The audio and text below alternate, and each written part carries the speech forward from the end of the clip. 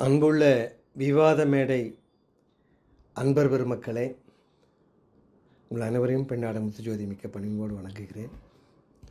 ஒரு அழகான தலைப்பை நமது திருமுரு ஐயா வழங்கியிருக்கிறார்கள். இல்லறம் சுத்த சன்மார்க்க நெறிக்கு தடையா? ஆமெனில் ஏன் தடை?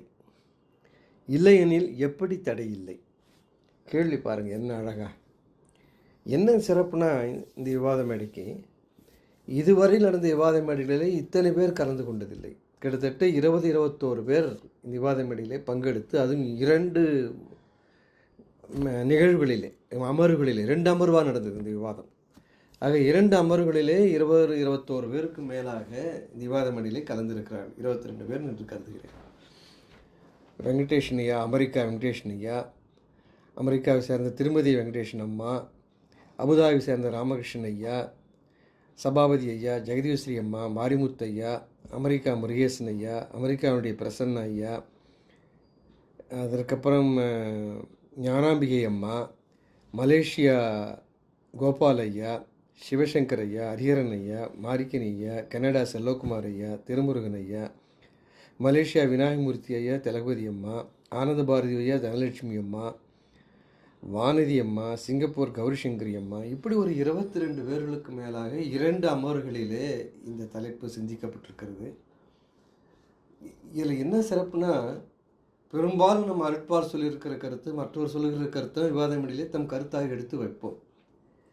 இதிலே அவர்கள் தங்களுடைய அனுபவத்தையும் எடுத்து சொன்னார்கள். அதாவது அது சில நேரங்களில் நம்ம கண்ணீர் ஓரங்களிலே கண்ணீர் கசிவது போல் ஒரு சில அனுபவங்கள் எல்லாம் அவ்வளோ ஒரு உயிர்ப்பான ஒரு தலைப்பாக இது அமைந்திருக்கிறது.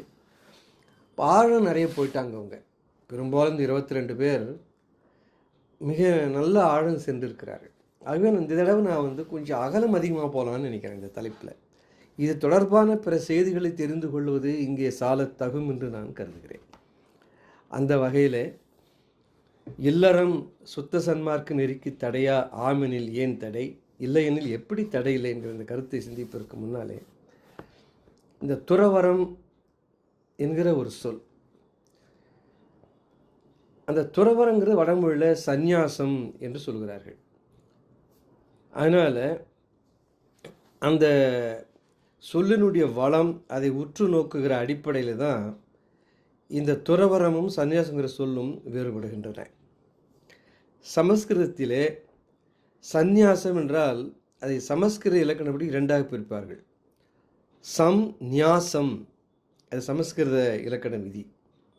சம் நியாசம், சம் என்றால் மொத்தம் என்று பொருள். அது என்ன வியப்புனா, ஆங்கிலத்திலையும் சம்னா மொத்தம்தான், சமஸ்கிருதத்திலையும் சம் என்றால் மொத்தம்தான்.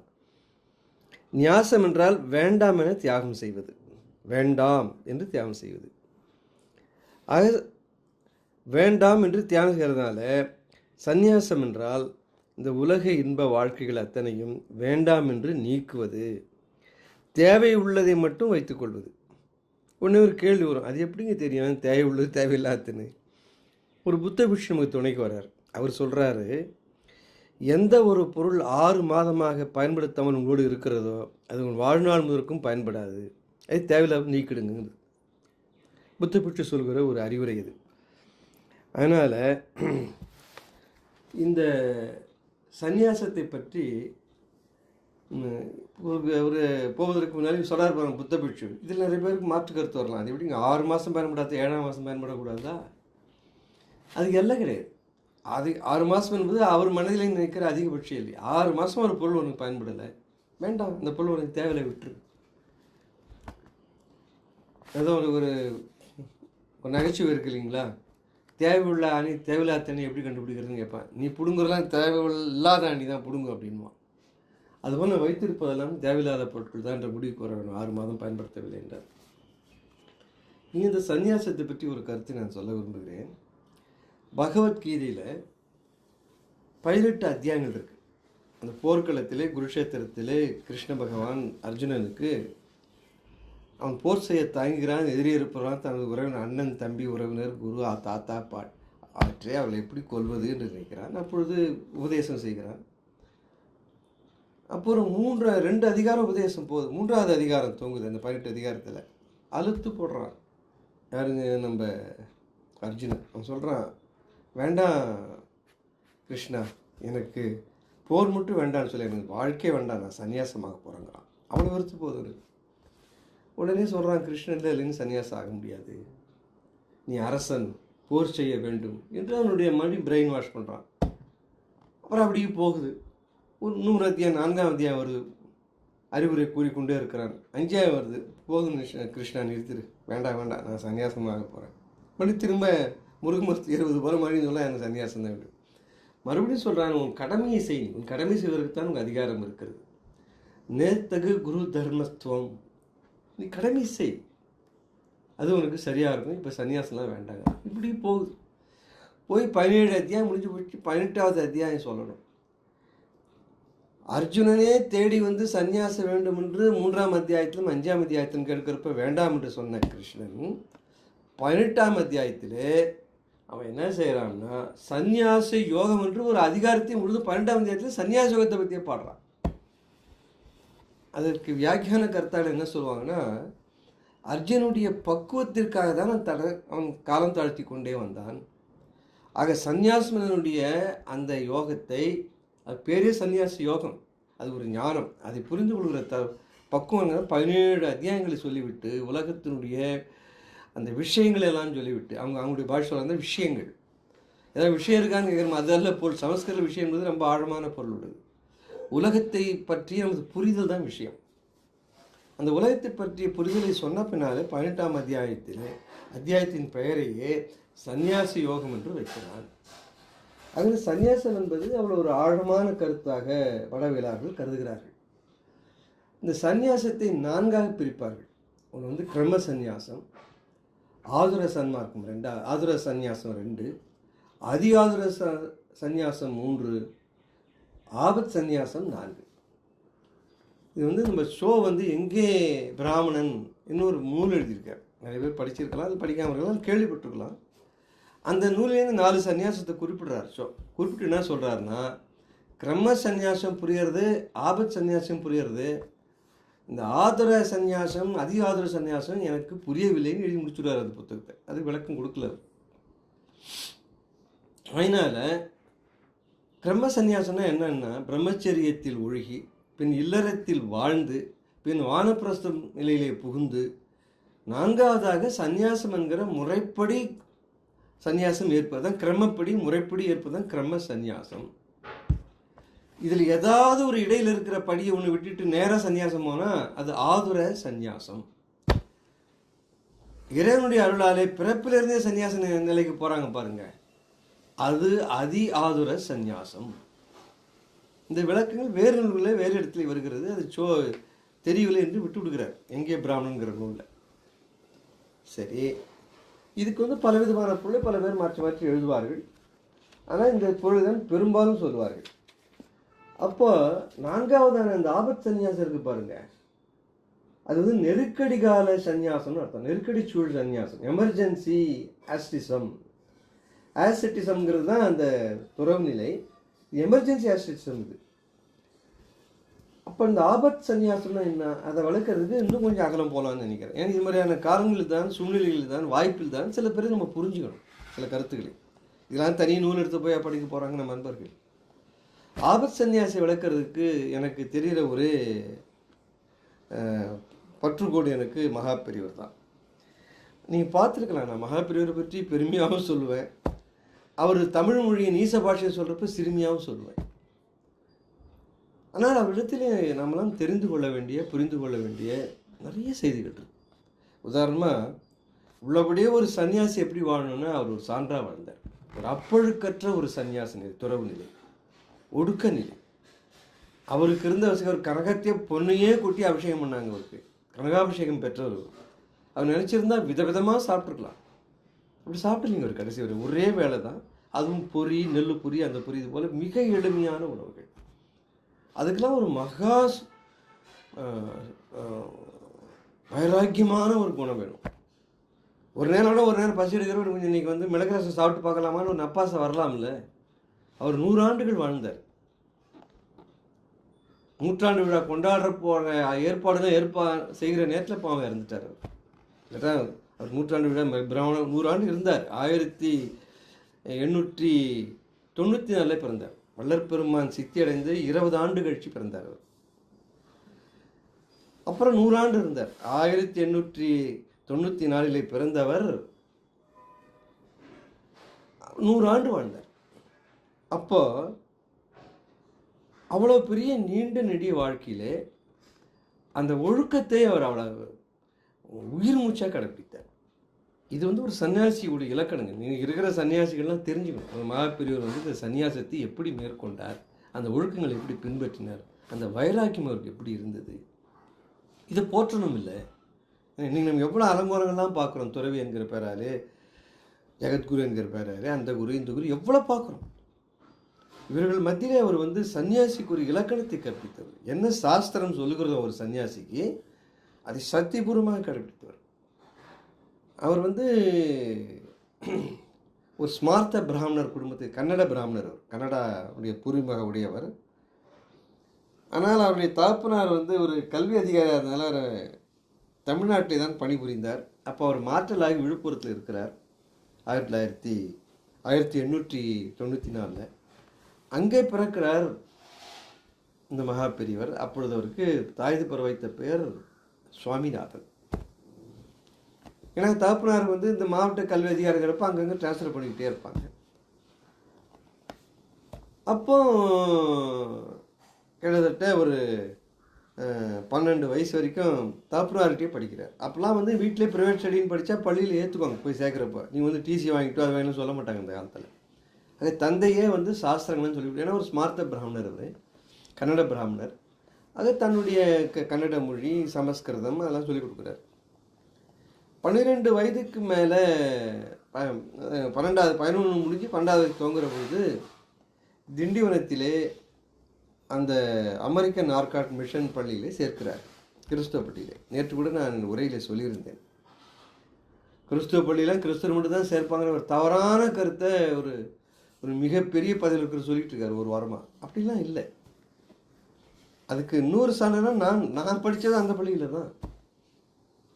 அதே Tindivanam Arcot mission high school தான் நானும் படித்தேன். அதுக்கப்புறம் தான் நான் படித்து முடிக்கிறப்பெல்லாம் அது வால்டர்ஸ் கடர் ஹை ஸ்கூல் மாற்றிட்டாங்க பேரை பின்னால். ஆக அந்த பள்ளியிலே படித்தார். துருன்னு இருப்பாராம் சுவாமிநாதன்.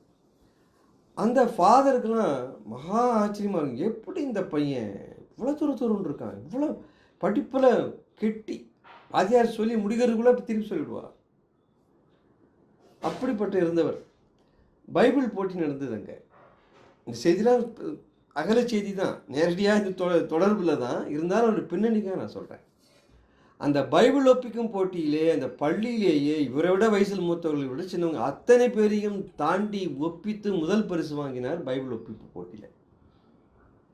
அதனால தான் கடைசி வரையில் அவர் இயேசுநாதெல்லாம் குறை சொல்ல மாட்டார். உயர்வான ஒரு ஞானி விழாவில் தான் வச்சு பேசிட்டு போகிறார். ஆக இந்த பைபிள் ஒப்பிப்பு போட்டியில் முதல்ல வந்தார். அதை விட இன்னொரு நிகழ்ச்சி உங்களுக்கு சொல்கிறேன். 8ஆம் வகுப்பு போயிட்டார். இப்போ 7ஆம் வகுப்புலேருந்து 8ஆம் வகுப்பு போயிட்டார். அப்போ இந்த கிங் ஜான்கிற ஷேக்ஸ்பியருடைய நாவலில் நடிக்கணும். அதில் இந்த கிறிஸ்டியன் பள்ளிக்கூடத்தில் நிறைய செய்வாங்க. அதெல்லாம் நான் படித்த கூட அதெல்லாம் இருந்தது. அதுக்கு யாரை போடுறதுன்னு பார்த்தாங்க. கிங் ஜானா. இவர் நல்ல ஞாபக சக்தி அதிகம், துருன்னு இருக்கார். இங்கிலீஷில் நல்லா மனப்பாடம் செய்யக்கூடிய ஆற்றல் எல்லாருக்கும் தெரியும் அவங்களுக்கு. ஆனால் ரொம்ப சின்னதாக இருப்பார் அவர் உள்ளே. ஏன்னா அவ்வளோ வசதி இல்லை. நீங்கள் என்ன அதில் உணர்வு என்ன புரிஞ்சுக்கணும்னா, ஒரு கல்வதிகாராக இருக்கார் அந்த தகப்பனர் சுப்பிரமணிய சாஸ்திரிகள். எவ்வளோ நேர்மையாக இருந்துக்கணும் பாருங்கள். சாப்பாட்டுக்கு இழுத்து பிடிக்கதான் இருந்தது. ஏன்னா அப்போல்லாம் அவங்களாம் தெரியும், இந்த வாத்தியாருக்கெல்லாம் சம்பளம் மகா தரித்திர சம்பளம்னு சொல்லுவாங்க. நாங்களாம் சின்ன பையனாக இருக்கிறப்போ வாத்தியாரில் சேர்த்து இந்தாங்க பையனுக்கு வாத்தியாரை சேர்த்திங்க, இந்தாங்க சாப்பாட்டுக்கே பத்தாது. அவ்வளோ ஒரு மிக குறைந்த ஊதியத்தை இந்த நாட்டிலே எங்களுடைய அண்ணார் பெரியண்ணார் வரையில் வாங்கி கொடுத்தாங்க. அப்புறம் தான் கிடுக்கிடுன்னு கழகாட்சிகள் வந்தது. அவர்கள் ஓட்டுக்கு தேவையாக இருந்தது. என்னென்னமோ ஏற்றிவிட்டாங்க, 100 மடங்கு ஏற்றிட்டாங்க. இன்றைக்கி உத்தியோகத்திலேயே ரொம்ப அதிக வருமானம் வருது, அதுவாக தான் இருக்கணும். ஆக அப்படிலாம் மாற்றிட்டார்கள். அதனால் அவர் அங்கே தகப்பனார் நேர்மையாக வேறு இருந்திருக்கார் சுப்பிரமணிய சாஸ்திரிகள். அதனால் ரொம்ப ஒரு வசதிலாம் இல்லை. ஒரு துணி 2 துணி தான் வச்சுக்கலாம். அது மேலே வைக்கும்போது அதே தச்சு கிச்சு மாட்டிக்க வேண்டியது தான். சாப்பிட்டுக்கலாம் 3 வேளை, அவ்வளோதான் சாப்பாடு வருமானம். ஜான் கிங்குக்கு இவரை போடலான்ற முடிவு பண்ணுறப்ப அந்த பெரியவனு எவனும் ஒப்பிக்கிற சக்தி அவனுக்கு இல்லை. இவரும் முடிவு பண்ணிட்டாங்க. அங்கே அப்பா யோசனை பண்ணுறாரு, ஐயோ இதுக்கு ட்ரெஸ்ஸெல்லாம் தைக்க சொல்லுவாங்களே ஜான் கிங்னா. அப்போல்லாம் தகப்பனார் தான் தைச்சி கொடுக்கணும், பள்ளிக்குள்ளே தைச்சி கொடுக்க மாட்டாங்க. ஒரு அரச தக்கெல்லாம் போனால் அதெல்லாம் நூற்றுக்கணக்கில் ஆகுமே, 80 ரூபா 70 ரூபா ஆகுமே. அப்போ இன்றைக்கி வந்து 8000 10,000 வச்சுங்க நீங்கள். அந்த 80 ரூபா புரட்டுறதுக்கு யோசனைப்பட்டுக்கிட்டு இதெல்லாம் வேண்டாம், நமக்கு வேண்டாம்னு சொல்லியிருக்காரு. ஆனால் பள்ளியில் விடல. இல்லை இவன் தான் சொல்லணும், இவன் தான் இருக்காரு ஒரே ஏத்தான்னு. அப்புறம் அவர் தகப்பனார் ஒரு ஆசை வந்து போகுது. சரி பள்ளியில் இவ்வளோ வலியுறுத்தாலும் நம்ம பிள்ளை படி சரி ஜான் ஒரே இரவெல்லாம் மனப்பாடம் பண்ணுறாரு ஷேக்ஸ்பியர் நாடகம் முழுவதும். அப்படின்னா எவ்வளவு சக்தி இருக்கணும் பாருங்க சின்ன வயசில். நாடகம் போட்டவுடனே எல்லாம் ஒரே கைத்தட்டல் அமக்கள் பிச்சு வாரிவிட்டாங்க. இப்படி இவருடைய அகாடமிக் கேரியர் போயிட்டுருக்கு. அப்போ தான் அவருடைய முன் பிறவியினுடைய நற்பயன் ஊழ்வினை வேலை செய்ய ஆரம்பிக்குது. இப்போ தான் நம்முடைய சப்ஜெக்ட் வர இந்த சந்நியாசங்கிற சப்ஜெக்ட் நான் வரப்போகிறேன். காஞ்சிபுரத்தினுடைய 66வது சங்கராச்சாரியார், அவர் பேரும் சந்திரமௌலீஸ்வரர் சரஸ்வதி சுவாமிகள் தான். அவர் ஜெயேந்திர சரஸ்வதி சுவாமிகள் தான்.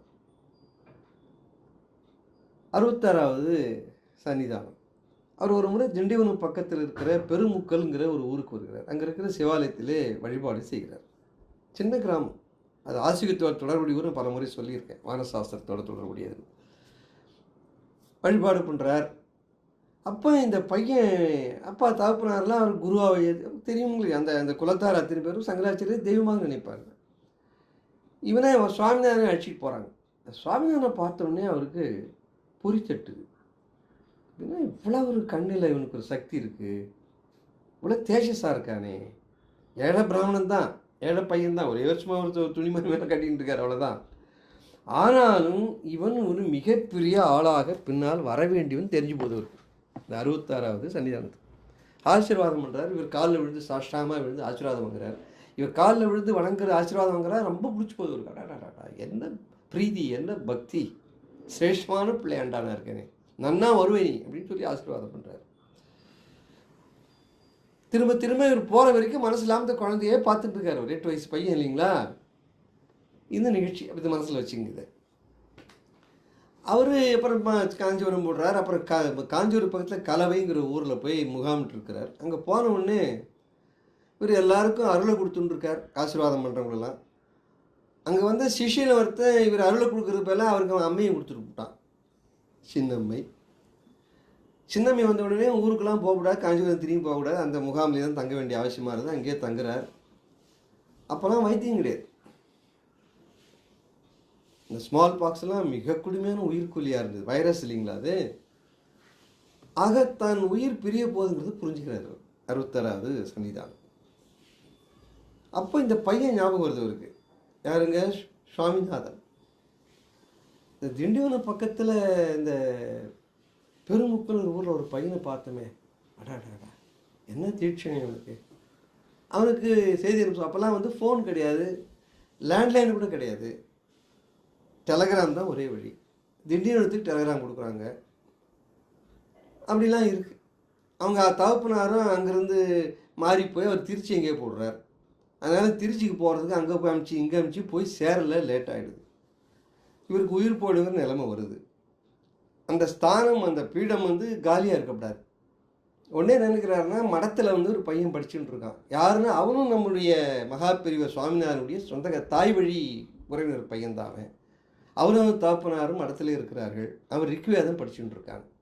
அவன் பேர் லக்ஷ்மிகாந்தன். 18 வயசாகுது. 18 வயசு லக்ஷ்மிகாந்தன் காஞ்சிபுரம் மடத்திலே படிச்சுட்டு இருக்காங்க. அங்கேயே தங்கி சாப்பாடெல்லாம் சாப்பிட்டுக்கிட்டு. அவர் வந்து மகாபெரியவருடைய தாய் வழி உறவினர் பையன். உடனே அவன் ஞாபகம் வர்றான். யாருக்கு? 66வது பட்டத்து சுவாமிகளுக்கு. உடனே அவன் கூட வர சொல்கிறார். எங்க? அந்த கலவைங்கிற ஊருக்கே கூப்பிட்டு வந்து அங்கேயே அவனுக்கு தீட்சை கொடுக்குறார், மடாதிபதியை ஆக்கிவிடுறார். அவர் அவனுக்கு வந்து அந்த பீடத்தை மட்டும் கொடுக்கல. அந்த 66வது சன்னிதானம் அந்த லக்ஷ்மிகாந்தனுங்கிற 18 வயசு பையனுக்கு அந்த சங்கராச்சாரியாருங்கிற பட்டத்தை மட்டும் கொடுக்கல, இவர்கிட்ட இருந்த அந்த சின்ன அம்மையும் சேர்த்து அம்மையும் சேர்த்து கொடுத்துட்றாரு. அது வைரஸ் இல்லைங்களா, கிட்ட கிட்ட வந்து காலில் கீழே விழுந்து ஆசீர்வாதம் பண்ணியிருப்பார், தலையை தொட்டுக்கிட்டு விட்டுருப்பார். ஆக இவனுக்கு வந்து பட்டம் மட்டும் டிரான்ஸ்ஃபர் ஆகலை, வைரஸும் டிரான்ஸ்ஃபர் ஆகிடுறது. அந்த பையனும் பாருங்கள் ஒரு படுத்த படுக்கை ஆடுறான். அவனுக்கும் நாள் குறிக்கிறார்கள். அப்போ இவர் வந்து மகா பெரியவர், அதாவது இந்த சுவாமிநாதனை ஆக்கணும் போகணுங்கிறதுலாம் சாமிக்கு இஷ்டம் இருக்கிறதுலாம் அவனுக்கு தெரியும். அவனுக்கு சேதி அமிச்சும் வர முடியாததுனால தான் வந்து ஒரு இப்போ பீடம் காலியாக இருக்கிறான்னு தான் தன்னை மடாதிபதி ஆக்குறாங்கிறது அவனுக்கு தெரியும். அதனால் தான் சாக போகிறது தெரியாது பாவம் அவருக்கு, லக்ஷ்மிகாந்தனுக்கு. அது புரிஞ்சுக்கிறான், நமக்கு காலம் நெருங்கியாச்சு. அவரும் மரணம் அடைஞ்சுடுறார், சமாதி ஆகிடுறார் கலவையில். இந்த பையனுக்கு நம்ம சமாதி ஆக போகிறோன்னு புரிஞ்சு போகிறது. உடனே அங்கே இருக்கிற மடத்தில் இருக்கலாம் கூப்பிட்டு நீங்கள் போய் சுவாமிநாதனுக்கு ஒரு டெலிகிராம் கொடுக்குவோம், கொடுத்து இம்மிடியேட்டாக அழிச்சு வாங்க, ட்ரெயினில் வர சொல்லுவாங்க, வண்டியில் கிட்டியில் வந்து லேட்டாகிட போகிறது. தகப்பனாருக்கு செய்தி கிடைக்குது. அவங்களெல்லாம் ட்ரெயினை பிடிச்சி தேருக்கு வராங்க. காஞ்சிபுரம் வந்தோடனே ஸ்டேஷனில் இருக்கவங்கலாம் 2 வண்டி ஏற்பாடு பண்ணுறாங்க, 2 குதிரை வண்டி.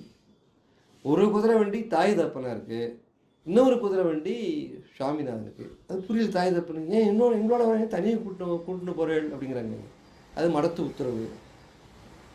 அப்போ போக சொல்கிறாங்க. இல்லை வந்து இந்த பெருமுக்களுக்கு அந்த சன்னிதானம் வந்தப்போவே அவர் மேலே மடாதிபதி ஆக்கணும் ஒரு எண்ணம் வந்து போச்சு பெரியவருக்கு. அவர் வந்து இப்போ சின்ன மீனால் சமாதி ஆகிட்டார். அதுக்கப்புறம் உங்களுக்கு சேதி அனுப்பிச்சு உங்களுக்கு சேதி கிடச்சி நீங்கள் வர முடியாததுனால தான் இவனை பண்ணாங்க, லக்ஷ்மிகாந்தனை பண்ணாங்க, உங்கள் சொந்தக்கார பையன்தான். பட் பாருங்க விதி வம்சம், அவனும் வந்து 8ஆம் நாளே செத்து அந்த ஸ்டேஜ் ஆகிடுது. 7 நாள் தான் பட்டத்துலேயே அந்த பிடத்துலேயே போய் உட்காரல. வந்த உடனே அம்மா படுத்து தனி படுக்க வச்சாங்க, அப்படியே ஆடுறார். பேருக்கு தான் அவர் வந்து 67வது சன்னிதானம். யாருங்க? அந்த லக்ஷ்மிகாந்தனுங்கிற 18 வயசு பையன். பேருக்கு தான் 67வது சன்னிதானம். ஆனால் சன்னிதான பீடத்தில் உட்கார முடியல. அதுக்குள்ளே அம்மை வந்து போகுது, சின்ன அம்மை.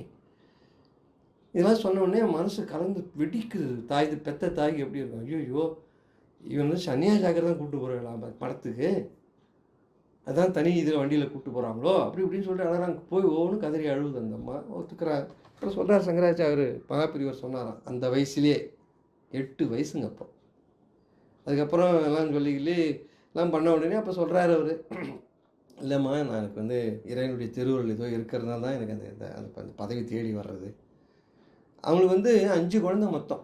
இந்த சுப்பிரமணிய சாஸ்திரிக்கு அந்த அம்மா பேர் லக்ஷ்மி. அங்கே 2 தம்பதியருக்கு. மகாபிரிவர் 2வது. மேலே ஒரு மூத்தவர் இருக்கார், கீழே 2 இளையவர் இருக்கிறார்கள், ஒரு தங்கையும் இருக்கா. மொத்தம் 5 பேர். 5 பேரை பெற்றேளாம்மா, என்னை ஒருத்தனை விட்டுவிடுங்களேன், செத்து விட்டு கொடுத்தேன்னா நான் ஞானம் அடைஞ்சிருவேன், பரமபதத்தை நான் பார்க்கப்படாதாம்மா சொல்லி கதறார். இப்படி பேசிகிட்டே ஆற்றுல குளிக்க போகிறாங்க. அப்போ போய் ஆற்றுல காலை வைக்கிறார் சுவாமிநாதனை. இவர் முதல்ல பிடிச்சுண்டுது. ஐயோ அம்மா முதல்ல இழுக்கிறது கத்துறாரு. ஐயோ அப்பாடே யாரும் இல்லையா, ஹெல்ப்புக்கு யாரும் உதவி பண்ண ஆள் இல்லை. அப்போ உடனே சட்டுன்னு ஒன்று வர்றது சங்கராச்சாரியாருக்கு, இவருக்கு மகாபெரியவருக்கு. அம்மா உனக்கு ஒரு உபாயம் சொல்லட்டுமா, சீக்கிரம் சொல்லணும், நீ என்னை முதல்ல இழுத்துட்டே இருக்கு. என்னடா அம்பிங்கிறாவ. சன்னியாசிகளை முதல்ல இழுக்காதுன்னு சாஸ்திரம் சொல்கிறதம்மா.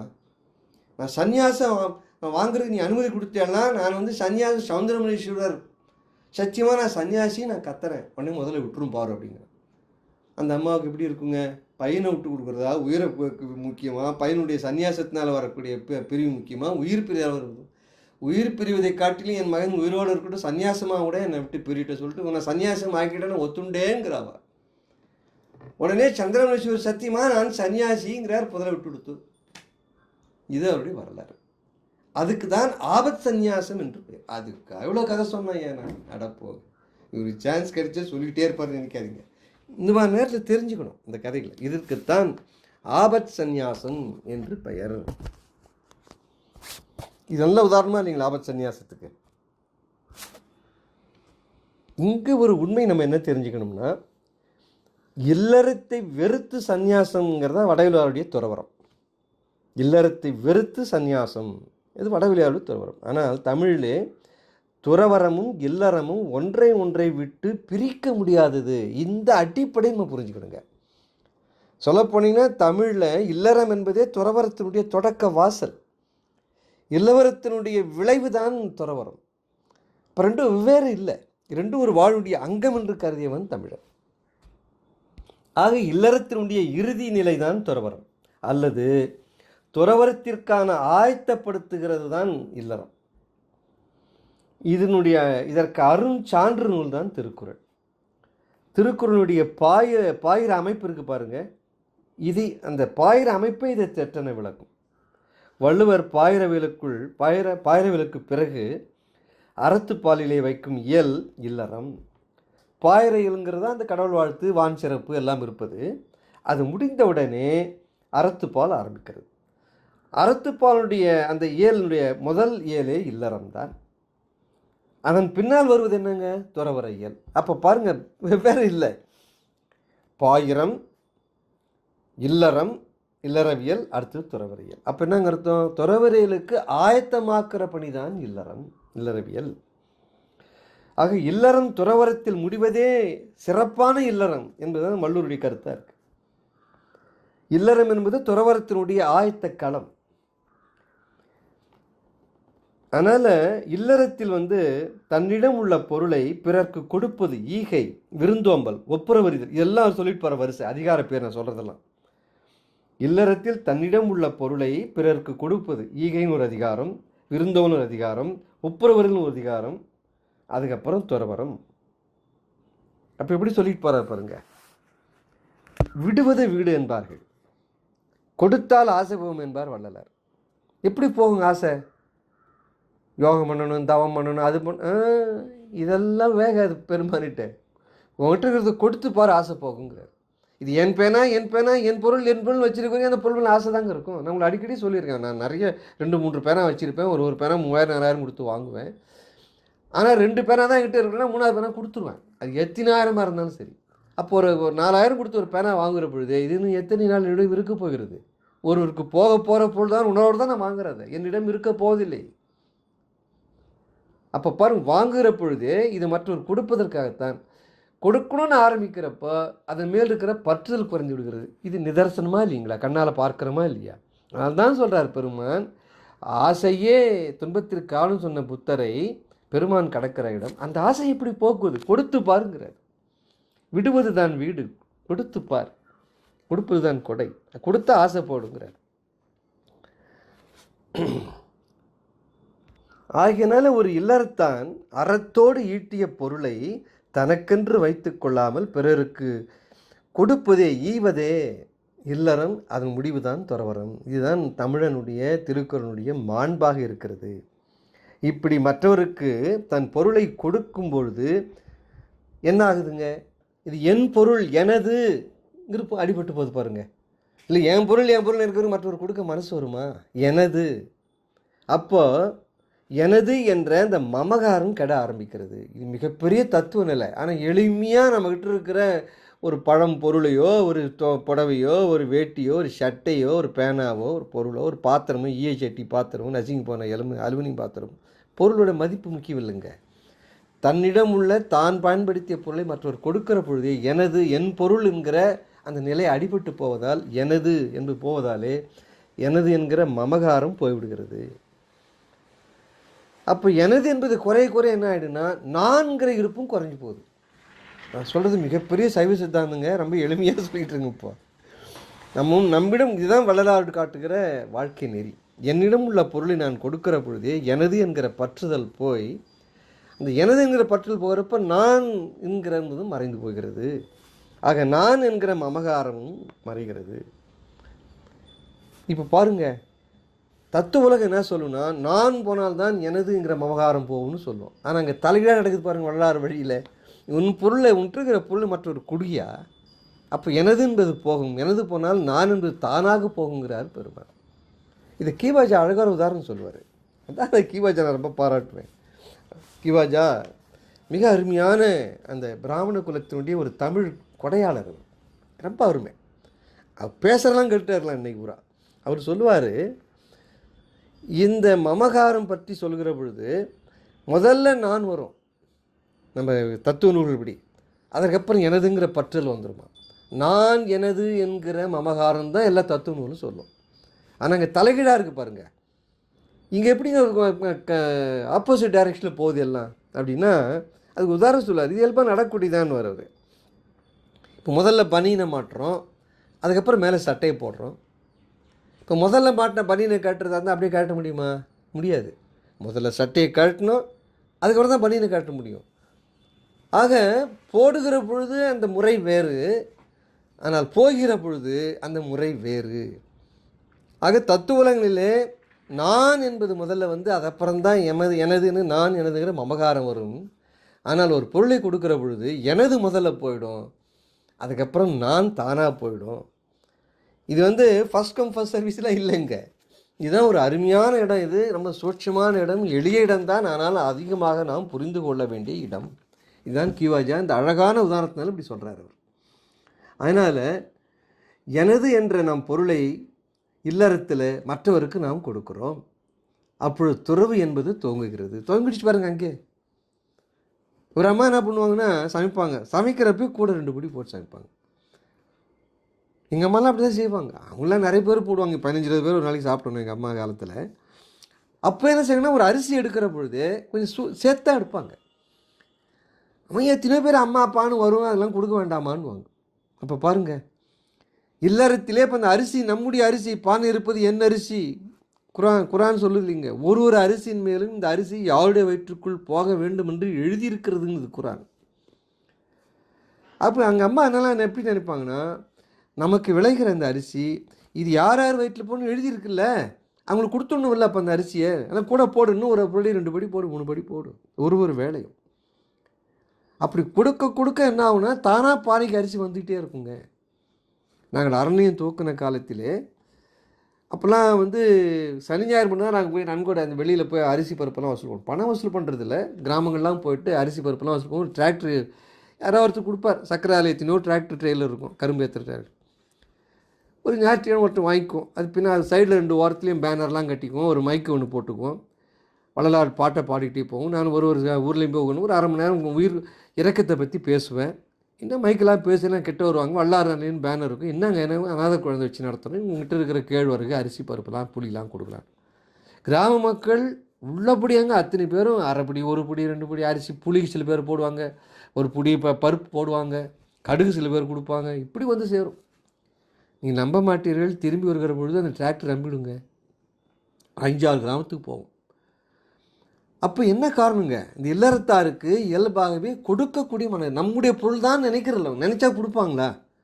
நமக்கு உதவுங்க, ஆடிலாம் இன்னும் கொஞ்சம் காய்ச்சல் நாள்லாம் வரப்போகுது, அதெல்லாம் கொடுக்காதீங்க, அவன் என்ன சாப்பிட்றான், இவனுக்கு வேலை இல்லை, இவனுக்கு அவன் இல்லை அப்படின்னு நினச்சதே கிடையாது. நினச்சிருந்தா நடக்குமா? கொடுத்தவன் அப்படி தான் கொடுத்தாங்க. அப்படி கொடுத்து தான் அரண்யம் வளர்ந்ததுங்க. சனி ஞாயிறுனா எங்களுக்கு வேறு பொழுதுபோக்கு இல்லைங்க. எங்கே போய் சினிமா பார்க்கலாம், அங்கே போகலாம். வெள்ளிக்கிழமை ராத்திரியே சொல்லி வச்சுருவோம், டிராக்டர் ட்ரெயிலருக்கு மைக்கெல்லாம் சொல்லி வச்சுருவோம், பேனர்லாம் கட்டிடுவோம், காலையிலே புறட்டு போடுவோம். அந்த அரங்கலர் அத்தனை பேரும் அப்படி உழைச்சி தாங்க வந்திருக்கு இந்த அரண்யம். இன்னைக்கு ஒரு சனி ஞாயிறு தவற மாட்டோம். ஊராக போவோம், 6 ஊர் 7 ஊர் ஆற்றுக்கு அந்த சைடு தான் பெரும்பாலும் போவோம். ஏன்னா அங்கே தான் தானியங்கள்லாம் நிறைய விளையும்.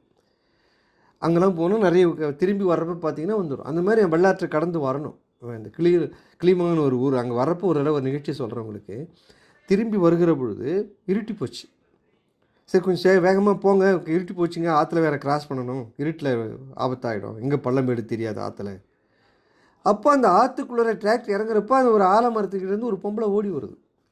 தெரியுது, கிட்ட வந்தோடனே தெரியுது ஒரு பொம்பளை. அதுக்கு உடம்புல எந்த பாகங்களை மறைக்கணுமோ அதை மறைக்கக்கூட முழுமையான ஆடை இல்லைங்கப்பா, ஒரு கையால் மறைச்சிக்குது மார்பகத்தெல்லாம். ஐயா என்ன ஐயா பாட்டெல்லாம் போட்டு போகிறீங்களேன்னு. அங்கே ஒருத்தர் சொல்கிறார், ஏதோ பொன்னாடத்தில் அநாத பசங்களுக்கெல்லாம் சாப்பாடு போடுறாங்களாம், அது இதான் அவங்களால முடிஞ்செல்லாம் கிராமத்தில் வசூல் பண்ணிட்டு போகிறாங்க. ஐயா ஒரு நிமிஷம் இருப்பீங்களா ஐயான்ட்டு ஓடுது. நாங்கள் அப்பொழுதுதான் பார்க்குறோம் அந்த மங்கள் ஒளியிலே ஒரு மரங்க ஊருக்கு வெளியில் ஒரு ஆலமரம், அந்த ஆலமரத்துக்கிட்ட 2 குச்சியை போட்டுட்டு பழைய உரசாக்கால் மேலே போட்டு வச்சு, அவ்வளோதான். அந்த உரசா கூட கிழிஞ்சி தூங்குது. அதில் 2-3 சட்டிப்பானை இருக்குது, அதான் அது வீடு. நான் நினச்சேன், இந்த வறுமை கோலத்தை தன் உடலையே மறைக்க முடியலையே, தன் மார்பங்களை கையால் மூடிட்டு அந்த எனக்கு கிழிஞ்சில் தெரியுது மார்பங்கள், அதில் கையால் மூடிக்குது. அப்படி இருக்கிற இந்த பெண்மணி என்னத்தை கொண்டாந்து கொடுக்க போகுது ஆண்டவனே பெருமானே நினைக்கிறேன். நான் வேகமாக ஒரு பேப்பர்லாம் மடித்து கொண்டாந்து என் கையில் கொடுத்தது, என் கையில் தான் கொடுக்குது. நான் அப்படியே வாங்கிக்கிட்டேன் அந்த பேப்பரை. வெளிச்சம் இல்லாதனால சரிம்மா ரொம்ப நன்றிமான்னு கொண்டுட்டு போயிட்டோம். ஆற்றை கிராஸ் பண்ண உடனே கிளிமங்கலத்தை விட்டு கருவேப்பிலங்குறிச்சியில் முருகன்குடியில் ஏறியாச்சு. முருகன்குடியில் ஏறிய உடனே அங்கே ஒரு எலக்ட்ரிக்கல் போஸ்ட்டுகள் ஒரு பல்பு தொங்குது, எரியுது. அங்கே போய் பிரித்து பார்க்கிறேன் ஐயா, அந்த அந்த தாளை ஒரு தாளில் சுருட்டி கொடுத்துல அப்படியே அதை விரித்து பார்க்கிறேன். 1 ஸ்பூன் மிளகாத்தூள் இருந்தது ஐயா அதில். அந்த டிராக்டில் இருக்கிற அத்தனை மூட்டைகள் டிராக்டரே வழிஞ்சி இருக்கு பாருங்கள், அது எல்லாம் அதுக்கு நிகராக முடியல. என்னார கண்ணீர் விட்டு அத்தனை பேரும் அன்னைக்கு அழுதும். அடாடாடா, அப்படி 1 டீஸ்பூனால் 1 டீஸ்பூன் மிளகாத்தூளால் வளர்ந்தது ஐயா அந்த வள்ளலார் அரண்மனையும் பெண்ணாடம். இப்போ நினச்சா கூட எனக்கு குரல் தழுத்தெடுக்குது. எதுக்கு சொல்ல வரீங்க? அப்போ தனதுன்னு நினைக்கல இல்லை, எனதுன்று நினைக்கல இல்லை, எனது போயிடுச்சு இல்லை. அதானே துறவரம்.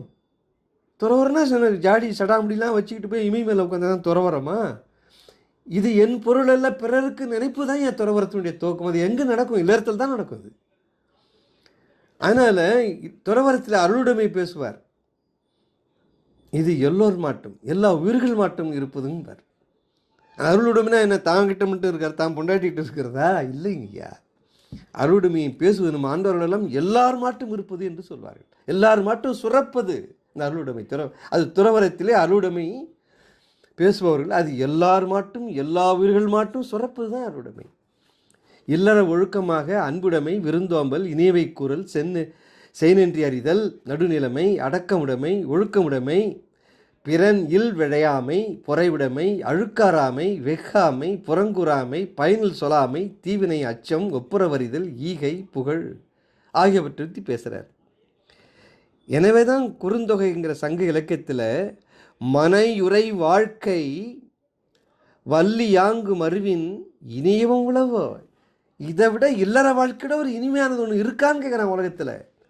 வெறும் தலைவன் தெளிவி காம இன்பத்திற்கு இல்லைங்கய்யா. தமிழன் அப்படி துய்த்தவன் அல்ல. அது வாழ்வு ஒரு அங்கம், அவ்வளோதான். நான் சொன்ன மாதிரி இத்தனை சொல்லிட்டு வந்தேன் பாருங்க, அத்தனையும் வள்ளுவன் சொல்லுகிற அத்தனை அதிகாரங்களுக்கு இலக்கணமாக வாழ்ந்தவர் குறுந்தொகை காலத்து தமிழன்.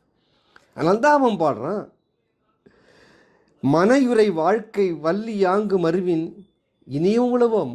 இந்த மனையுறை வாழ்க்கை விட இனிமையானது ஒன்று இருக்கான்னு கேட்குறான். ஏன்னா அவன்தான் செய்ய முடியும், பிறருக்கு ஈக முடியும். ஈகை, அதனால் வரக்கூடிய புகழ் எல்லாவற்றுக்கும் காரணமாக இருப்பது இல்லறம்தான். இது தொடங்குவது இல்லறத்தில் தானே. அதனால் இல்லறத்தை சரியாக பின்பற்றினார்.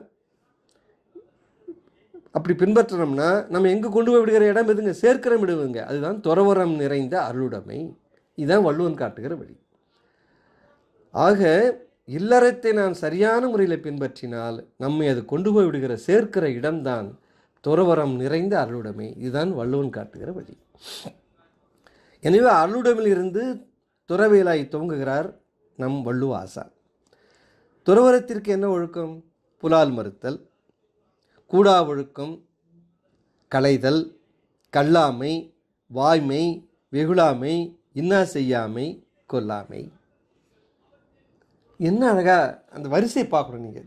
இது தனி விளக்கிறதா இருந்தாலே 1/2 மணி நேரம் தேவைப்படும் காலம். ஆனால் விளக்கலை. ஏன்னா பரிமேலழகர் இந்த வைப்பு முறையை அப்படி வேக்கிறார்.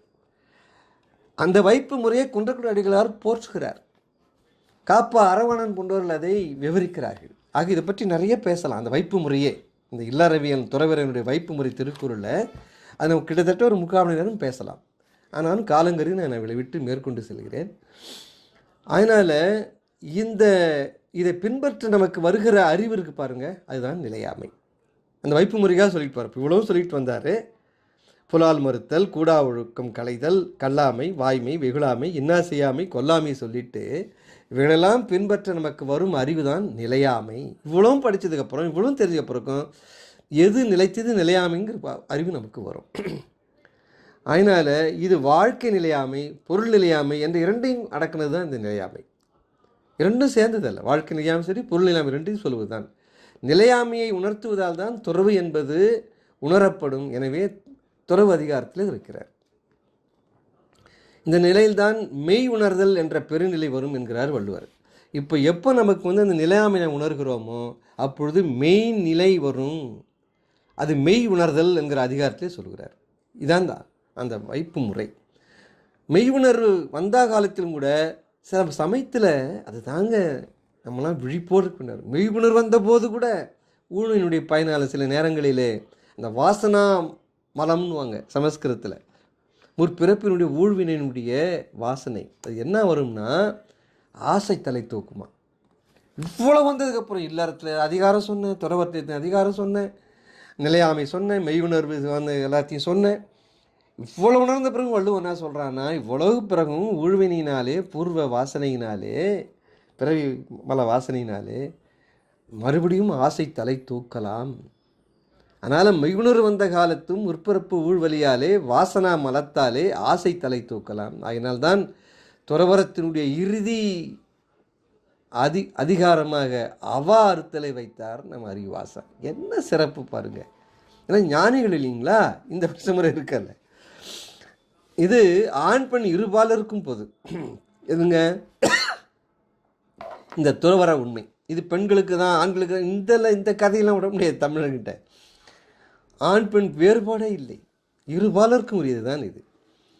அதனால்தான் இல்லறம் போன்றே துறவரமும் எல்லோருக்கும் பொது. அதுபோல் எப்படி இல்லறம் 2 பேருக்கும் பொதுவோ, துறவரம் அதுபோல் 2 பேருக்கும் பொது.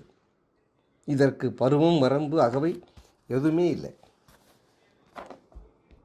ஆக இருபாலருக்கும் துறவுக்கு தகுதி உடையது என்று சொன்ன தமிழ் ஒரே ஒரு கட்டுப்பாட்டு மட்டும் விதிக்கிறது. அங்கே தான் தமிழை இந்த ஆரியர்களோட சிறந்து நிற்கிறான். என்னன்னு கேட்டிங்கன்னா, பெண்கள் துறவரம் மேற்கொள்ள வேண்டுமென்றால் அல்லது ஆண் துறவரம் மேற்கொள்ள வேண்டுமென்றால் தனித்தனியே இருக்கணும். சேர்ந்தெல்லாம் போய் நாங்கள் இருக்கிறோம், வானப்பிரஸ்தம்னா 2 பேரும் போய் காட்டில் நாங்கள் இருக்கிறோம், நான் ஒரு மகரிஷி, நான் ரிஷி பற்றி நீ வச்சுக்கிறேன், இதெல்லாம் நடக்காதுங்க.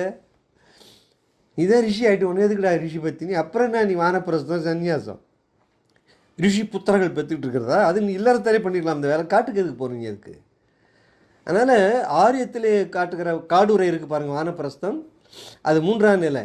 தம்மை முனிவர் என்று கூறிக்கொண்டு இல்லறப்பெண் இன்பத்தை நுகர்ந்து கொண்டு மனைவி மக்களோடு சுகித்து வாழ்ந்து கொண்டு தம்மை ரிஷிகள் துறவி என்று கூறிக்கொள்வார்கள்.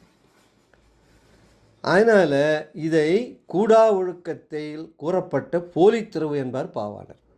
இந்த வானப்பிரஸ்தத்தை பற்றி அவர் கமெண்ட் அடிக்கிறார். என்ன சொல்கிறாருன்னா, இது கூடா ஒழுக்கத்தால் கூறப்பட்ட போலி துறவாகும், இதை விடுக.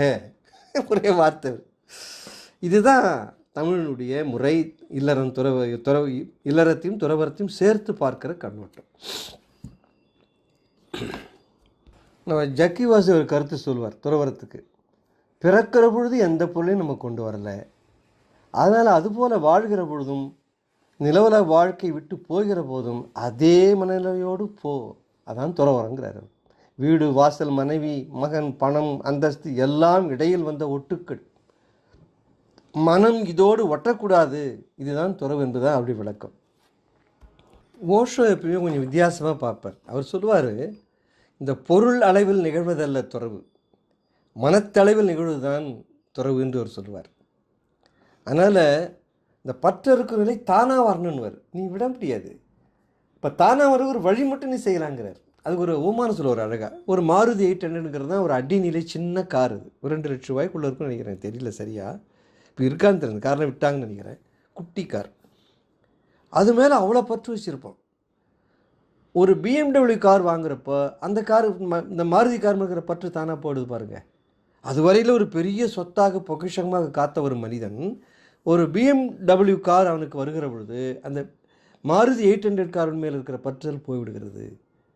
இந்த ஓமானத்தை சொல்லி அவர் என்ன சொல்ல வர்றாருன்னா, அதுபோல் இந்த உலக விஷய வாசனைகள் ஒரு சிறிய மாருதி 800 போல், இந்த சிறிய பொருள் மேலே இருக்க பற்றி எப்போ போனால் அதை விட ஒரு பெரிய பொருள் BMW போல் ஒரு பெரிய பொருள் என்னன்னா இறைவன் அருள்நிலை, அதன் மேலே பற்றல் வருகிற பொழுது இந்த சிறிய பற்றெல்லாம் தானாக போயிடும்.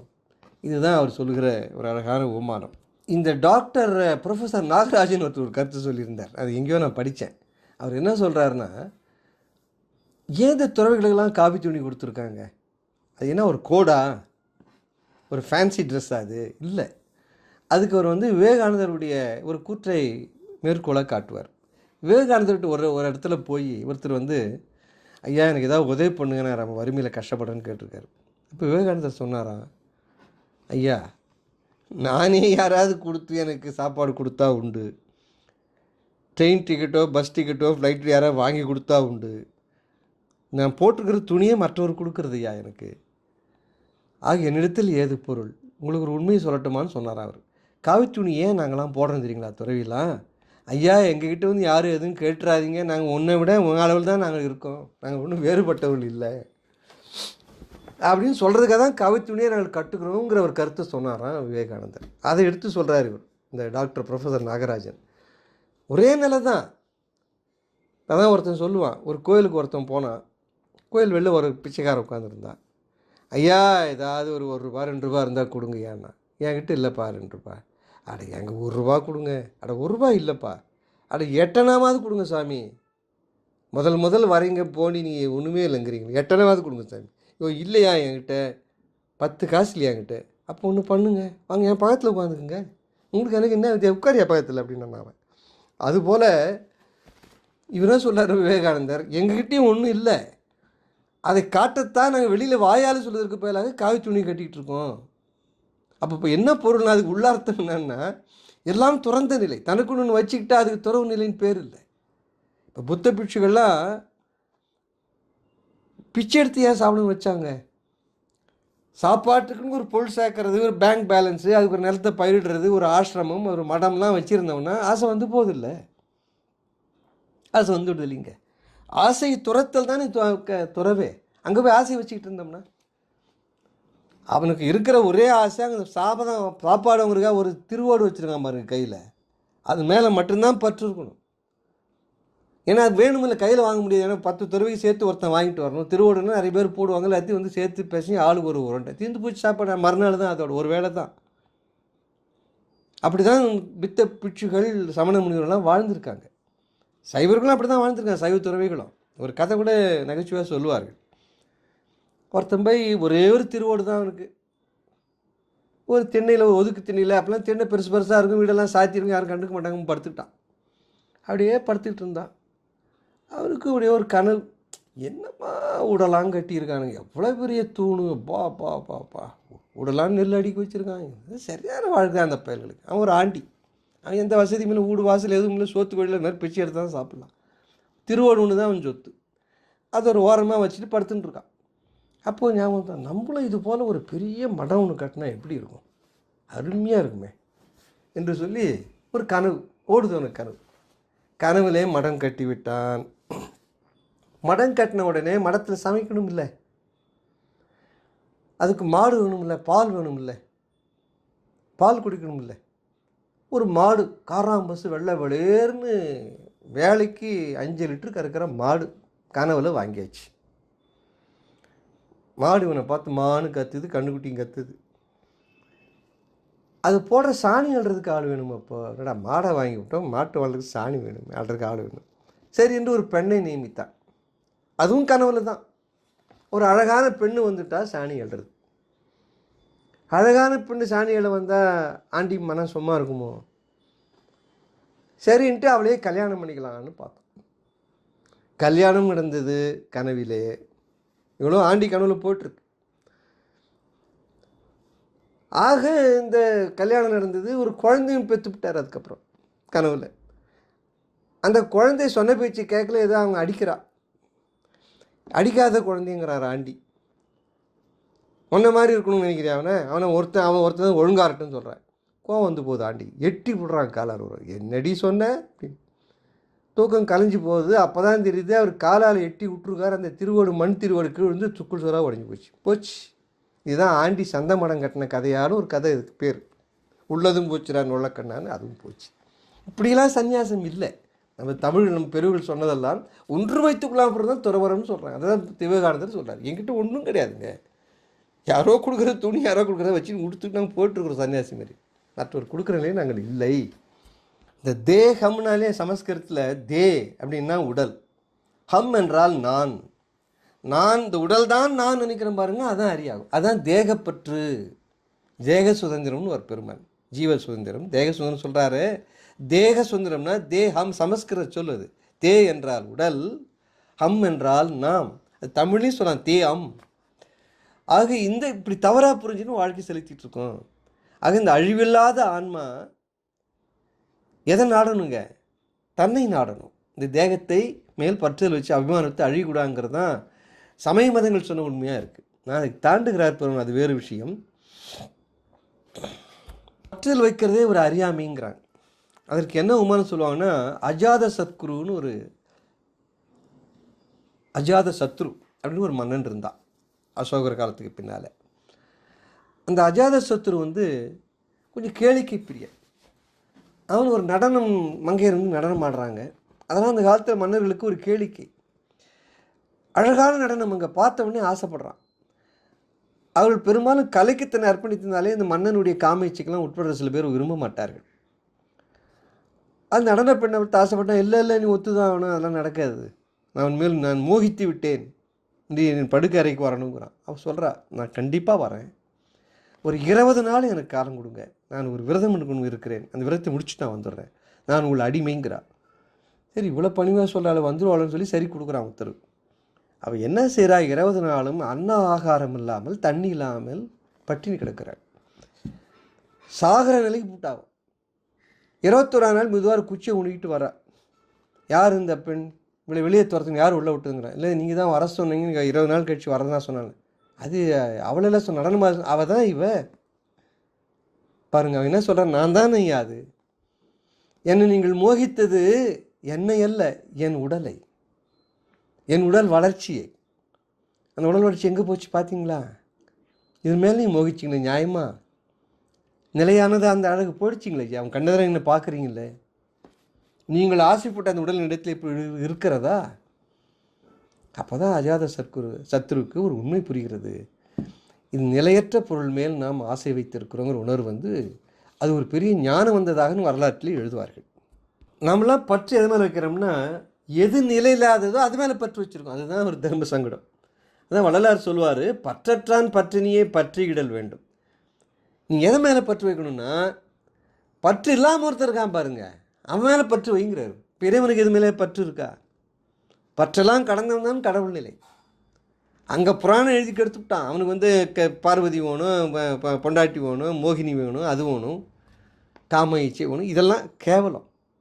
எங்கள் பற்றற்றவன் தான் கடவுள்னு சொல்லுது நம்ம தமிழ் மறைகள். இவன் அதுக்கு போய் பற்று ஆசை வச்சே கதை. இல்லைன்னா கல்யாணம் பண்ணுவானா சோமேஸ்வருக்கும் மீனாட்சிக்கும்? பற்றற்றான் பற்றினியை பற்றியிடல் வேண்டும். யாரை பற்றணும்? பற்றற்றான் பற்றனை தான் பற்றணும்.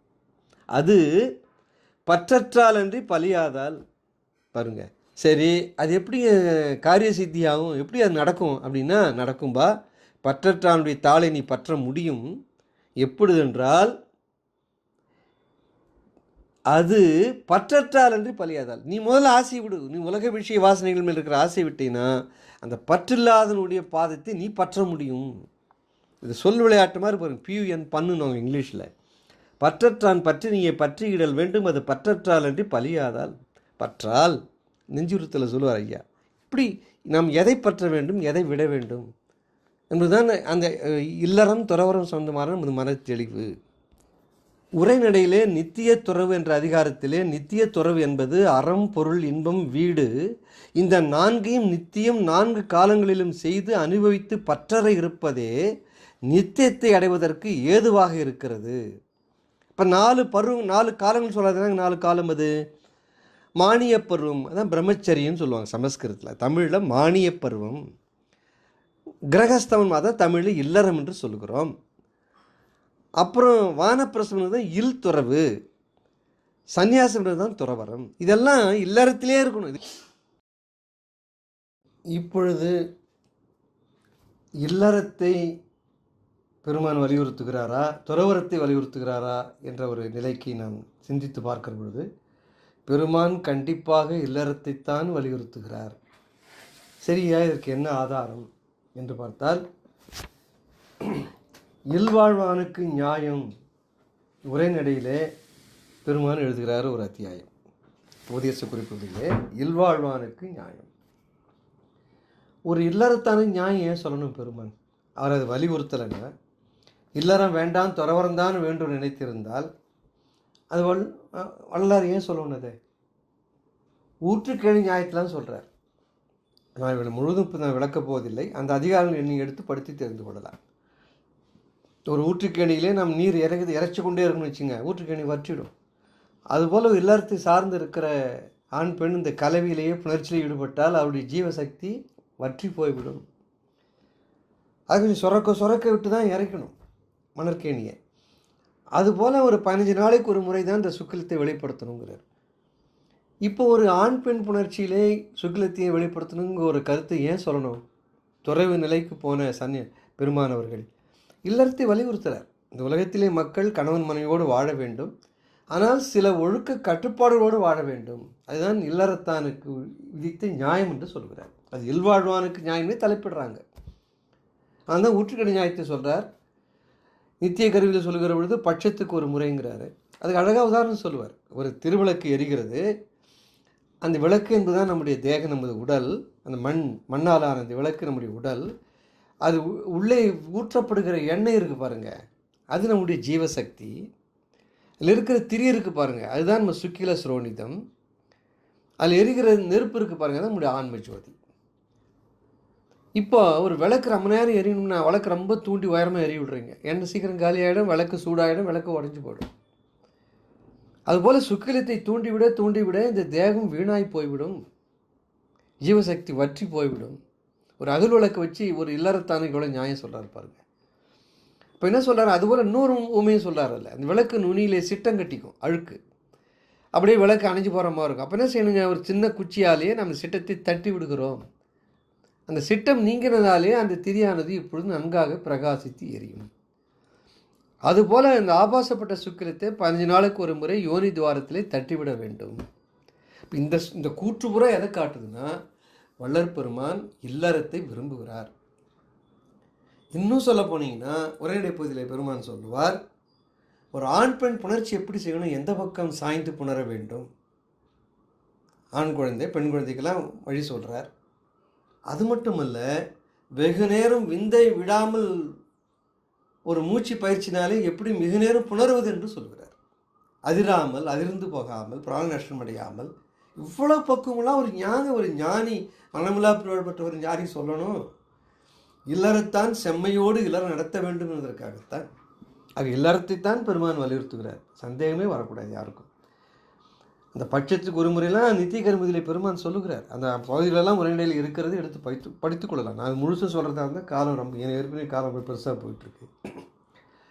அதுபோல் கருத்தரித்தல் இருக்குது பாருங்கள், ரொம்ப விரிவாக ஒரு கரு எப்படி ஒரு ஆண் பெண் சுக்கிலம் எப்படி உருவாகிறது, சுரோனிதம் ஒரு பெண்ணுடைய உடம்புல எப்படி உருவாகிறது, சுக்கிலமானது ஒரு பெண்ணுடைய அந்த பிறப்புறுப்பின் வழியாக எப்படியே உள்ள நுழைகிறது கருப்பைக்குள்ளே, எப்படி ஒரு விந்தணுவும் ஒரு சுரோனிதமும் ஒரு விந்தணுவும் எப்படி ஒன்று சேர்கின்றன ஒரு சினைமுட்டைக்குள்ளே, எப்படி கருவாகிறது, கருவாக எப்படி மாறுகிறது, எந்தெந்த மதத்தில் என்னென்ன மாற்றங்கள் நிகழுது, எந்தெந்த பருவங்களிலே எந்தெந்த மாதத்திலே என்னென்ன தடை வரும் அந்த உயிருக்கு, இவ்வளவும் எப்படி இறைவன் காப்பாற்றுகிறான், பின் எப்படி பிண்டம் வெளியே வருகிறது, அந்த பிண்டத்தில் என்னென்ன தாதுக்கள் உருவாகின, 7 தாதுக்கள் என்னென்ன, மிக விரிவாக பெருவிண்ணப்பத்திலே பெருமான் எழுதுகிறார். அதை நமது வகுப்புகளிலே 6-7 வாரங்கள் சிந்தித்திருக்கோம்.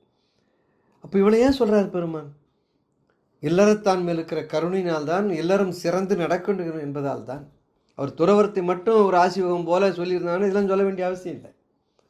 ஆனால் கருத்தரத்திலே மிக விரிவாக பெருவிண்ணப்பத்திலே பெருமான் பேசுகிறார். ஜீவாணி ஒழுக்கத்திலே முற்பிறப்பு உண்டு, பிற்பிறப்பு உண்டு, வினை தொடரும், இந்த உண்மைகள்லாம் சாதாரணமாக ஒரு குடும்பத்தினை வச்சு சம்சாரிங்கிற வார்த்தை பயன்படுத்துவார்.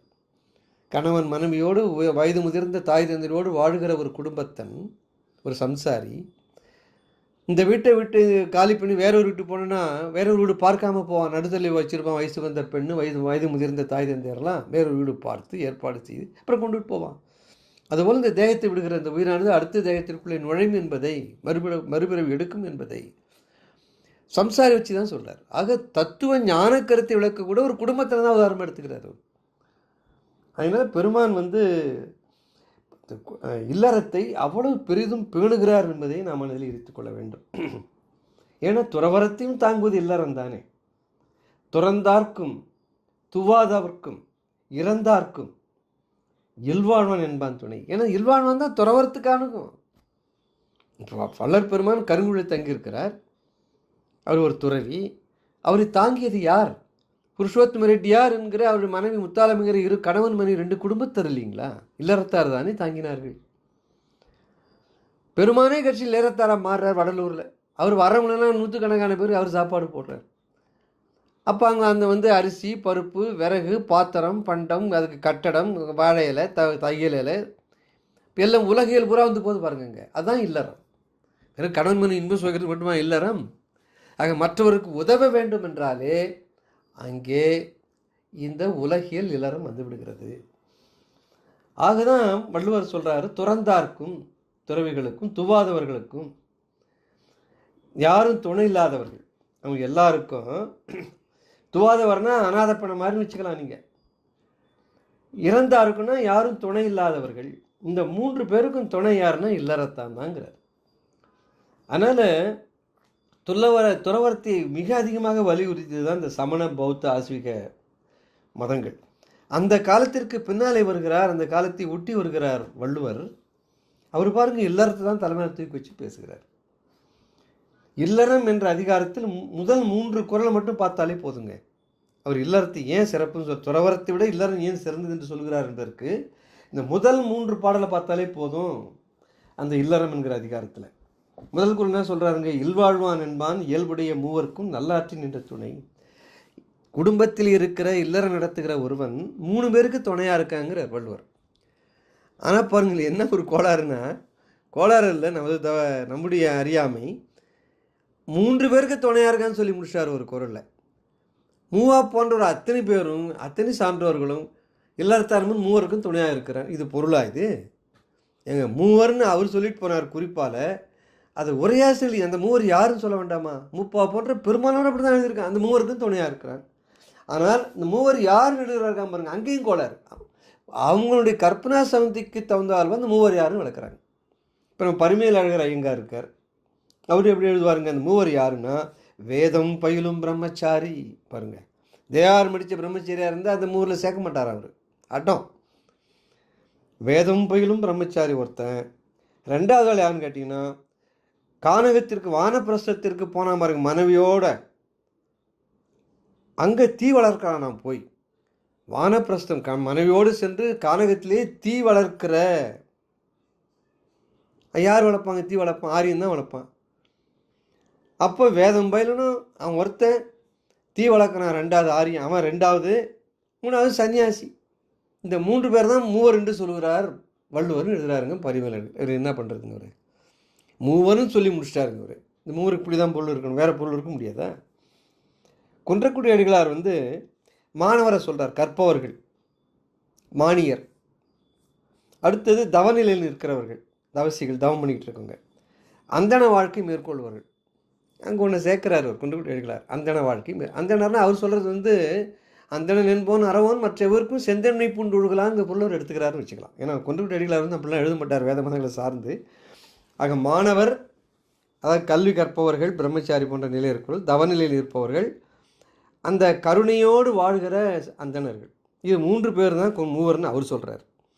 காப்பா அரவன் என்ன சொல்லுவார்னா, தன் குடும்பத்தார் முதல்ல, இந்த மூவரில் முதல்ல இருக்கிறவங்க தன் குடும்பத்தார், 2வது தன் உறவினர்கள், 3வது நண்பர்களுங்கிறார். அவர் கொஞ்சம் பறந்து பார்க்கிறார். தன் குடும்பம், உறவினர், ஏன்னா சுற்றம் தழால்னு ஒரு அதிகாரம் இருக்குது.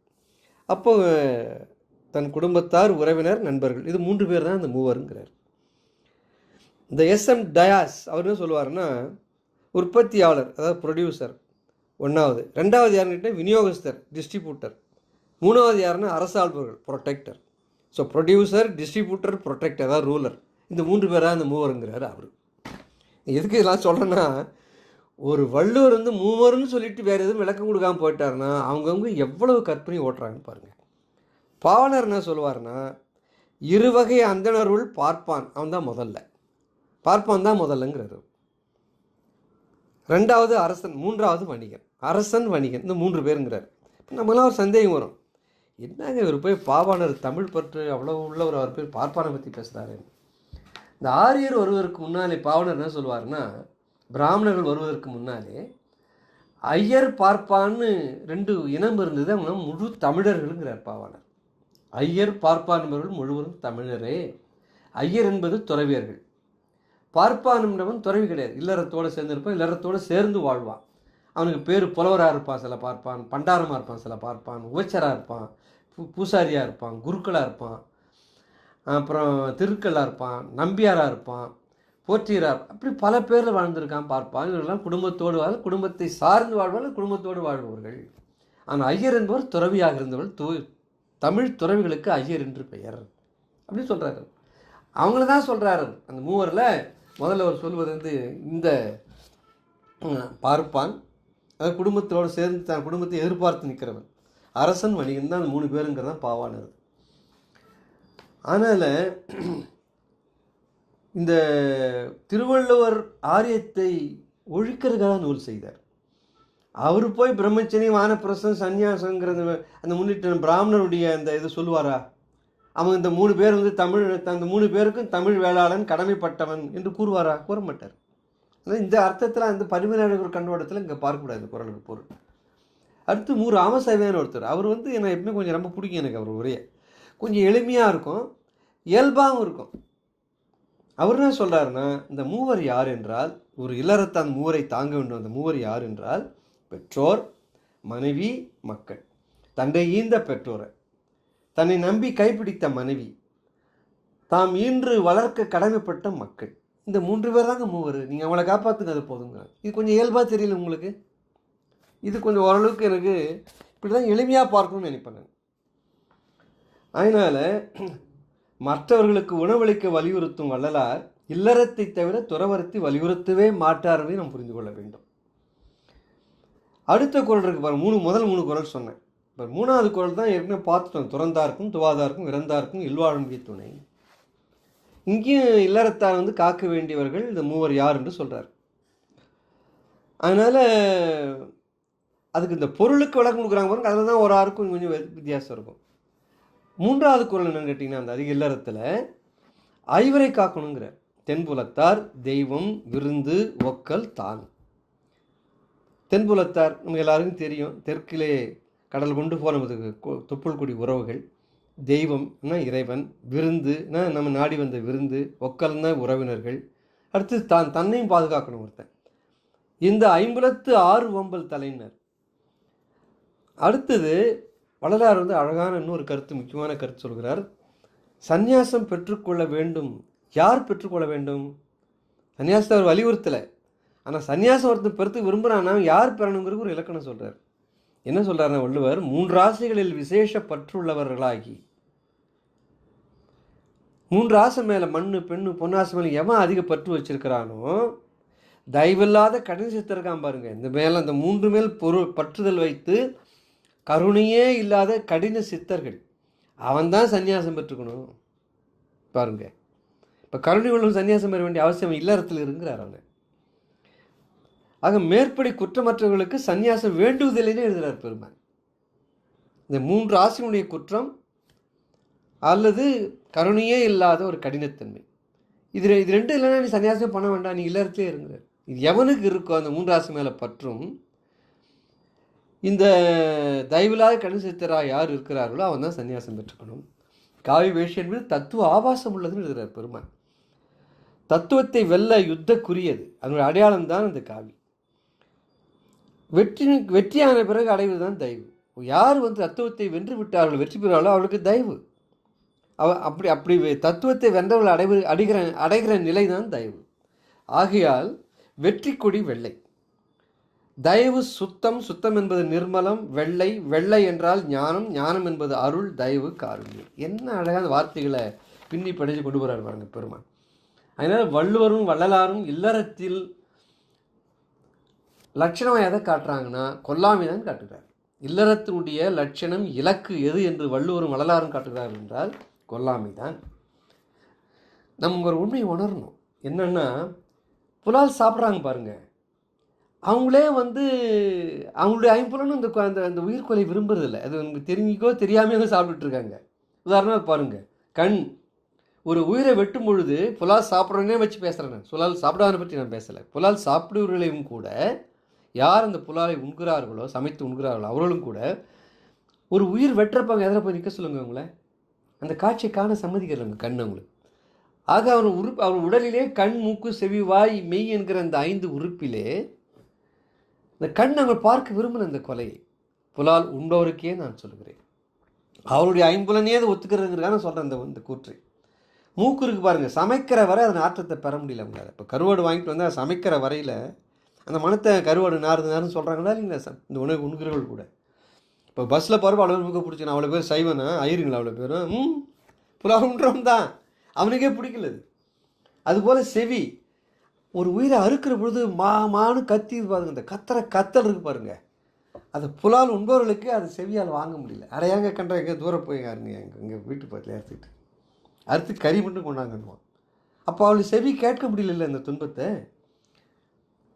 அது மாதிரி உடம்பை நீ கொஞ்சம் கையால் பிடிங்க, கொஞ்சம் கை காலம் ஒத்தனம் அறுக்கிறப்ப அதை ஆட்டம் வலி தாங்க கொஞ்சம் பிடிச்சிக்கணும் பிடிப்பான் அவன். அதான் அந்த வேலை எனக்கு வச்சு நான் பிடிக்க மாட்டேங்க.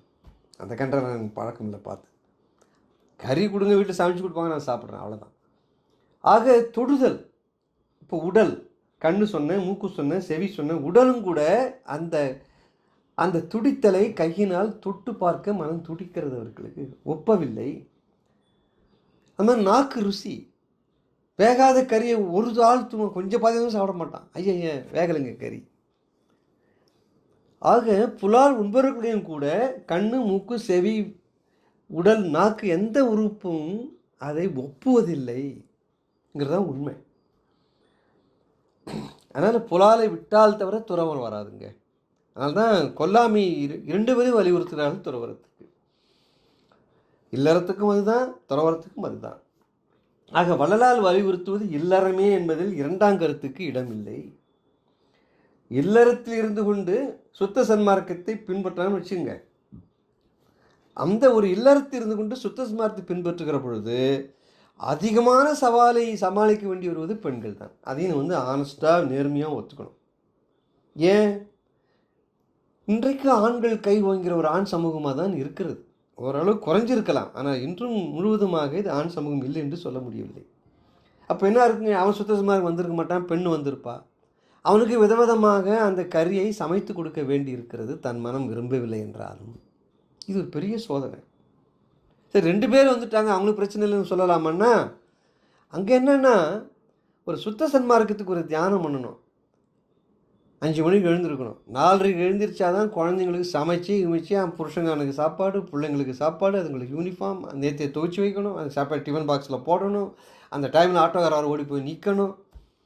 அவன் எங்கே தியானம் பண்ணுறதுங்க? போனதுக்கப்புறம் வீடு பூரா பெருக்கணும், துடைக்கணும், துணிலாம் துவைக்கணும், காயப்படணும், மடிக்கணும், பாத்திரம்லாம் கழுவணும், அரிசி சுத்தம் பண்ணணும், அரிசி நெல் இன்னும் தானியங்களுக்கு எல்லாத்தையும் சுத்தம் பண்ணணும், கடைக்கு போய் சாமான் வாங்கிட்டு வரணும் சமைக்கிறதுக்கு, காய்கறி, பழம். மாநில பசங்க வந்துடும், வந்த உடனே எனக்கு தின்பண்டம் கொடுக்கணும், புருஷன் வருவான், அவனுக்கு உடன்படி அவனுக்கு எல்லாம் பண்ணணும், காஃபி கொண்டு நிறுத்தணும். இப்படி ஒரு பெண் உறங்குறவர்கள் காலையில் 4:00 இரவு 9:10 வரைக்கும் ஓடா உழைச்சா அவர் குடும்பத்துக்கு, அவளுக்கு எங்கே சன்மார்க்கத்தை பற்றி சிந்திக்க எங்கே கருத்து காதால் கேட்க முடியும்? இப்போ சோதனை என்று பார்க்கிற பொழுது, சவால் என்று பார்க்கிற பொழுது, சன்மார்க்கத்தில் இருக்கிற பெண்களுக்கு அதிகமாக இருக்கிற மாதிரி என் மனசில் தோணுது. சில நேரங்களிலே ஒரு ஆண் மட்டும் சன்மார்க்கம் வந்திருப்பான், குடும்பத்தார் யாரும் வந்திருக்க மாட்டாங்க. அந்த சூழ்நிலையும் இருக்கிறது. அங்கே ஆணுக்கு சோதனை. அவனை ஒரு கிண்டலாக பார்ப்பார்கள், அவன் பேச்சு, சிந்தனை, படிப்பான், வேலையில் இந்த ஆளுக்கு பார்த்தாலும் வள்ளலார் இல்லை சொல்லிக்கிட்டு சார். அவர்கள் மனம் திருந்தி வருகிற வரையிலே அந்த ஆணுக்கு சோதனை. அது சோதனை என்பது 2 தரப்பில் வர்றதுக்கு வாய்ப்பு இருக்குது, ஆனால் அதிகமாக பெண்களுக்கு வருகிறது நான் சொன்னேன். இதுதான் ப்ராக்டிக்கல் சன்மார்க்க ப்ராப்ளங்கள். அதில் இன்னொரு கருத்து என்ன சொல்கிறேன்னா, அப்போ என்னங்க வழி? குடும்பத்தார் வராமல், ஆண் வராமல், பெண் மட்டும் வராமல் வச்சுங்க, வேறு ஒன்றும் சொல்ல முடியாது. பெருமானிடத்திலே வழிபாடு செய்து பிரார்த்தனை செய்து, ஐயா அவர்களை சீக்கிரம் நீங்கள் அவர்களை சன்மார்க்கத்தின் பக்கம் வர வழின்னு வேண்டலாம். பொறுமை தான் தேவை. பொறுமை இழந்தால் குடும்பம் சிதறி போயிடும், குடும்ப ஒற்றுமை போயிடும். அது போனதுக்கப்புறம் எந்த சன்மார்க்கம் எதுவும் பிரயோஜனமே இல்லை. ஒரு நியாயம் கெட்ட பின்னாலே ஒரு குடும்பத்தில் அப்புறம் நாங்கள் சன்மார்க்கம், நியாயம்தானே, ஆன்ம நியாயம்தானே சன்மார்க்கம். ஆக நியாயம் கெடாமல் இருக்க வேண்டும் என்றால் சற்று விட்டு கொடுக்க வேண்டும், பொறுமையாக இருக்க வேண்டும், ஆண்டவனிடத்தில் பெருமானிடத்தில் பிரார்த்தனை செய்ய வேண்டும். அதுபோல் தான் ஆணுக்கும். ஆக இருதரப்பாரும் அந்த இல்லற நெறியில் இருந்து கொண்டு பெருமான் நெறிக்கு வர வேண்டும் என்றால், பெருமான் வலியுறுத்துகிற இல்லறத்திலே பயில வேண்டும் என்றால் சற்று பொறுமையும் அமைதியும் நியாயங்களாமல் இருக்கிற மனப்பான்மை வேண்டும். ஆக இப்படி ஒரு அருமையான ஒரு தலைப்பை தேர்ந்தெடுத்து நம்முடைய இவ்வளவு சிந்தனைகளை தூண்டிய நமது திருமுருகன் ஐயா அவர்களுக்கு மீண்டும் நமது மனமொழிமைகளால் நமது நன்றியும் வணக்கத்தையும் தெரிவித்துக் கொண்டு, இதில் பங்கு கொண்ட 22க்கும் மேற்பட்ட அன்பு உள்ளங்கள் அத்தனை பேரையும் நான் வாழ்த்தி, ஆக ஒட்டுமொத்தமாக எல்லோருடைய குடும்பங்களும் வளர்பெருமானுடைய வன்கருவினால் எல்லா நலமும் வளம் பெற்று வல்லாங்கு வாழ வேண்டும் என்று வாழ்த்தி விடைபெறுகிறேன். நன்றி, வணக்கம்.